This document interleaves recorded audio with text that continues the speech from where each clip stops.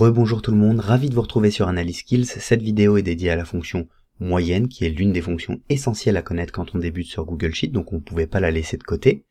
Comme d'habitude, n'hésitez pas à vous abonner et à cliquer sur le bouton des notifications pour être à jour des dernières vidéos que nous postons, et je vous propose de commencer tout de suite avec la fonction moyenne. Alors, pour expliquer la fonction moyenne, on va se mettre dans des conditions à peu près réelles. On a en face de nous un rapport commercial, que vous voyez ici. On a les résultats de performance en fonction de bureau de vente. Donc première colonne bureau de vente avec France, Belgique, Suisse, Maroc, Tunisie, Algérie, Cameroun, Sénégal, Côte d'Ivoire, etc. Le nombre de ventes pour chacun de ces bureaux de vente, le nombre de recrutements pour le programme de fidélité et le chiffre d'affaires. L'un des indicateurs que vous allez avoir envie de calculer, bien sûr, c'est quel est le revenu moyen par bureau de vente, en considérant tout le chiffre d'affaires, en moyenne, combien un bureau de vente me rapporte-t-il. Donc pour ça, on va tout simplement créer une petite case chiffre d'affaires moyen, juste ici, et on mettra juste en face, finalement, le revenu moyen par bureau de vente.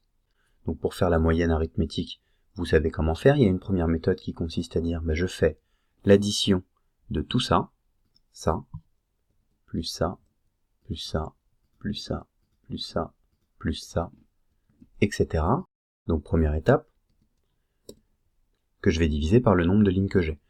Pour trouver le nombre de lignes, il suffit tout simplement de sélectionner la plage, d'aller dans ce petit module-là, un petit raccourci qui nous donne plusieurs résultats, la somme, la moyenne. Ah, on a déjà la moyenne, c'est assez intéressant. Le chiffre d'affaires minimum, maximum et le compte, le nombre, donc 10. Donc on a bien 10 lignes, et pour faire la moyenne, on est bien en train de diviser le chiffre d'affaires divisé par le nombre de bureaux de vente, ce qui fait bien 66 507. Donc ça prend énormément de temps de le faire à la main, et surtout si vous avez des lignes qui se rajoutent à l'intérieur de vos données. Mettons que vous avez un nouveau bureau de vente qui s'ouvre au Québec, vous voyez que mon résultat, il le prend pas en compte, donc il va falloir que je rajoute ici à la main, à chaque fois que j'ai une nouvelle ligne, dans l'addition. Ici, il va falloir que je change aussi, parce que maintenant c'est 11 bureaux de vente, etc., etc. Donc, à la main, c'est pas pratique. Heureusement, on a une super fonction qui s'appelle moyenne, qui va nous permettre de gagner énormément de temps. Pour appeler la fonction moyenne, comme on l'a fait avec la fonction somme, si vous n'avez pas vu cette fonction, on va mettre le lien juste au-dessus si vous êtes intéressé. Pour appeler ou commencer un calcul, quel qu'il soit, bien évidemment, on commence toujours par un égal. Et ensuite, on va appeler la fonction moyenne, qui s'appelle moyenne. On met une parenthèse, et la fonction moyenne, elle nous dit, donc, en premier argument, je prends une valeur, point virgule, deuxième argument, une autre valeur, etc. Je peux avoir plusieurs arguments. Super. Donc, si on écoute ce qu'ils viennent de nous dire, ça veut dire premier argument, deuxième argument, troisième argument, etc. Vous allez me dire, on gagne un peu plus de temps que manuellement, mais c'est toujours beaucoup de clics à faire, et surtout si j'ai des nouvelles données qui viennent dans mon tableau, je vais devoir encore une fois à la main venir les rechercher. Donc pour ça, on va changer un peu la façon dont on utilise la moyenne, et comme pour la fonction somme, plutôt que de mettre l'intégralité des arguments un par un, on est capable de sélectionner une plage, comme ceci. Donc, cette plage-là, vous allez voir, c'est déjà beaucoup plus simple, ça me permet de trouver immédiatement la moyenne, mais ça règle pas le problème des nouvelles lignes qui vont venir dans mon tableau de données. On prend un exemple encore une fois, si je rajoute 2 lignes en dessous, vous voyez que les résultats ne se sont pas mis à jour.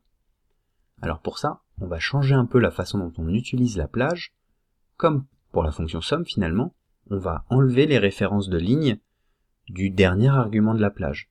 Qu'est-ce qu'on veut dire par là? Là, ici, il y a marqué « Prends tout ce qui est borné entre D7 et D17 ».